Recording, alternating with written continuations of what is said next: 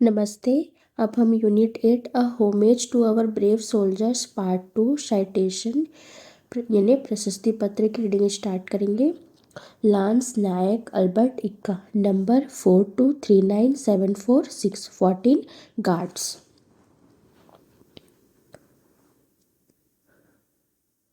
Lance Nayak Albert Ikka was in the left forward company of a battalion of the Brigade of Guards during their attack on the enemy defense at Ganga Sagar on the Eastern Front. This was a fortified position held in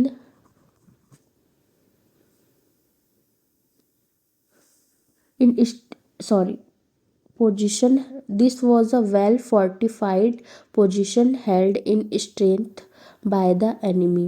The assaulting troops were subjected to intense shelling and heavy small arms fire, but they charged onto the objective and were locked in bitter hand to hand combat.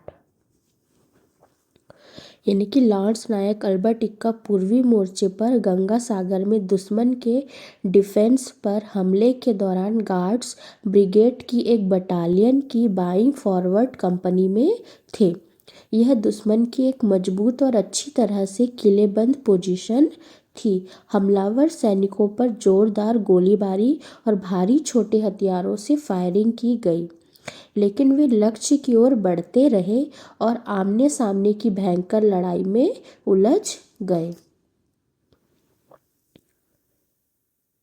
Lance Nayak Albert इक्का noticed an enemy light machine gun inflicting heavy casualties on his companies. With complete disregard to his personal safety, he charged the enemy bunker, bayoneted two enemy soldiers, and silenced the light machine gun. Though seriously wounded in this encounter, he continued to fight alongside his comrades through the mile-deep objective, clearing bunker after bunker with undaunted courage. लॉर्ड्स Nayak Albert Ekka ने देखा कि दुश्मन की एक light machine gun उनकी company को भारी नुकसान पहुंचा रही है। अपनी जान की परवाह किए बिना उन्होंने दुश्मन के बंकर पर हमला किया। दो दुश्मन सैनिकों को संगीन से मारा और लाइट मशीन गन को खामोश कर दिया। हालांकि इस मुठभेड़ में वे गंभीर रूप से घायल हो गए थे, फिर भी वे अपने साथियों के साथ एक मील गहरे लक्ष्य तक बढ़ते रहे, अदम्य साहस के साथ एक के बाद एक बंकर साफ करते रहे। Towards the northern end of the objective, one enemy medium machine gun opened up from the second story of a well-fortified building, inflicting heavy casualties and holding up the attack. Once again, this gallant soldier, without worrying about his personal safety despite his serious injury and the heavy volume of enemy fire, crawled forward till he reached the building and lobbed a grenade through the loophole of the bunker, killing one enemy and injuring the other. यानी कि लक्ष्य के उत्तरी छोर पर एक अच्छी तरह से किलेबंद इमारत की दूसरी मंजिल से दुश्मन की एक मीडियम मशीन गन ने फायरिंग शुरू कर दी, जिससे भारी नुकसान हुआ और हमला रुक गया। एक बार फिर इस बहादुर सैनिक ने अपनी जान की परवाह किए बिना अपनी गंभीर चोट और दुश्मन की भारी फायरिंग के बावजूद आगे बढ़े, जब तक वह बिल्डिंग तक नहीं पहुंचे और बंकर के लूप होल से एक ग्रेनेड फेंका, जिससे एक दुश्मन मारा गया और दूसरा घायल हो गया। Okay. The medium machine gun, however, continued to fire with outstanding courage and grim determination. Lance Nayak Albert Ikka scaled a side wall and entered the bunker, bayoneted the enemy, who was still firing and thus silenced the machine gun, saving further casualties to his company and ensured the success of the attack. हालांकि medium machine gun से firing जारी रही, lance Nayak Albert Ekka ने बहुत हिम्मत और पक्के इरादे के साथ एक साइड की दीवार फांदी और बंकर में घुसकर फायरिंग कर रहे दुश्मन पर संगीन से हमला किया और इस तरह मशीन गन को शांत कर दिया, अपनी कंपनी को और नुकसान से बचाया और हमले की सफलता पक्की की। ओके।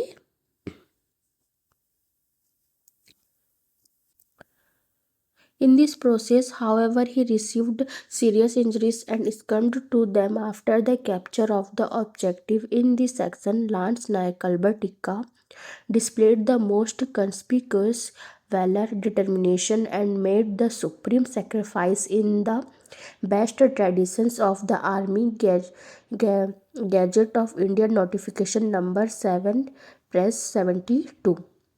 यानी कि हालांकि इस प्रोसेस में उन्हें गंभीर चोटें आई और टारगेट पर कब्जा करने के बाद उनकी मौत हो गई।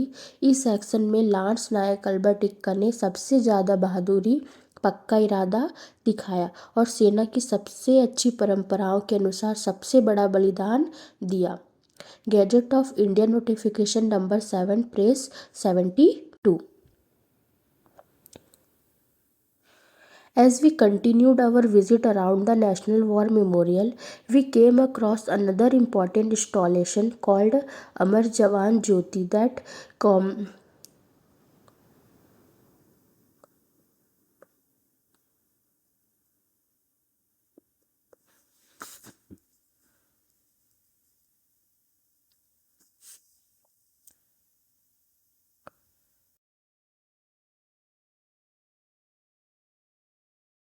As we continued our visit around the National War Memorial, we came across another important installation called Amar Jawan Jyoti that commemorates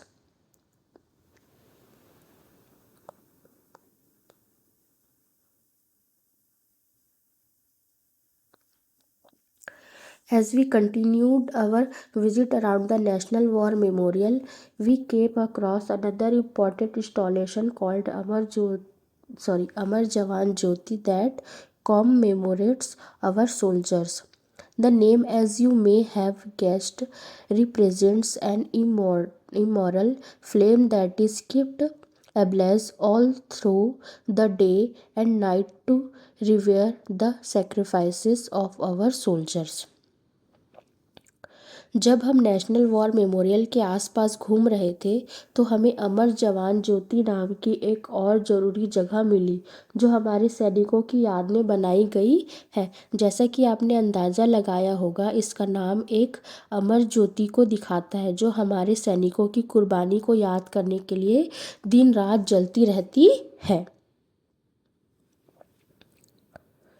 Earlier, the Amar Jawan Jyoti, which also displayed a rifle and a helmet, was alighted under the Arc of India Gate in January 1972, commemorate India's victory in the India-Pakistan War of 1971। मतलब इससे पहले जनवरी 1972 में India gate के arch के नीचे अमर जवान ज्योति को उतारा गया था, जिस पर एक राइफल और एक हेलमेट भी दिखाया गया था। यह 1971 के भारत पाकिस्तान युद्ध में भारत की जीत की याद में बनाया गया था। Okay.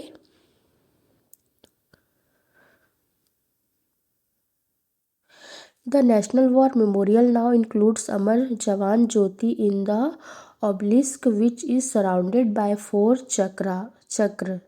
During the inauguration, the Prime Minister lit a new flame to commemorate the fallen heroes. Later, the old flame at India Gate was also merged with the new flame at the National War Memorial. Here is a picture of the new Amar Jawan Jyoti if you have not seen it। यानी national war memorial में अब ऑबिलिस्क में अमर जवान ज्योति शामिल है।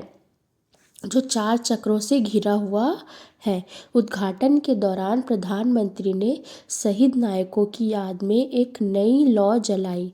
बाद में India gate पर पुरानी लौ को भी नेशनल वॉर मेमोरियल में नई लौ के साथ मिला दिया गया। अगर आपने नई अमर जवान ज्योति नहीं देखी है तो यह उसकी एक तस्वीर है। बुक में देख लीजिएगा आप। You can see the obelisk surrounded by wreaths that have been placed as a mark of respect. The lightning design is planned in such a way that it transforms the monument's landscape as sunlight changes from dawn to dusk. It truly is a majestic sight that filled me with pride for our nation. I was also overwhelmed by the interminable flame as a metaphor for eternal stories of courage and valor. आप देख सकते हैं कि obelisk फूलों की मालाओं से घिरा हुआ है जिन्हें सम्मान के प्रतीक के रूप में रखा गया है। लाइटनिंग डिज़ाइन इस तरह से प्लान किया गया है कि यह स्मारक के लैंडस्केप को बदल देता है। जैसे जैसे सूरज की रोशनी सुबह से शाम तक बदलती है, यह सच में एक शानदार जगह है जिसने मुझे अपने देश के लिए गर्व से भर दिया। मैं साहस और वीरता की अमर कहानियों के प्रतीक के रूप में कभी न बुझने वाली लौ को देखकर भी अभिभूत हो गया। Our teacher also explained the signification of the chakra to us. I found it interesting and hence sharing with you. हमारे टीचर ने हमें चक्रों का महत्व भी समझाया। मुझे यह दिलचस्प लगा और इसलिए मैं आपके साथ शेयर कर रहा हूँ।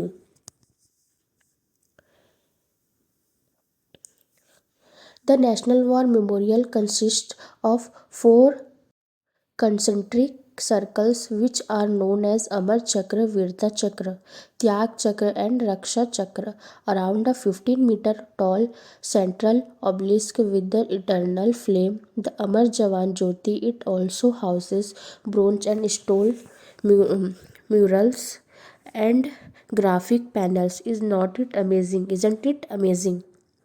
नेशनल वॉर मेमोरियल में 4 गोल घेरे हैं जिन्हें अमर चक्र, वीरता चक्र, त्याग चक्र और रक्षा चक्र के नाम से जाना जाता है। इनके बीच में 15 मीटर ऊंचा एक सेंट्रल ऑबिलिस्क है जिसमें अमर जवान ज्योति जलती रहती है। 15 मीटर ऊंचा। इसमें कांस्य और पत्थर के म्यूरल्स और ग्राफिक पैनल भी है ना? कमाल। ओके।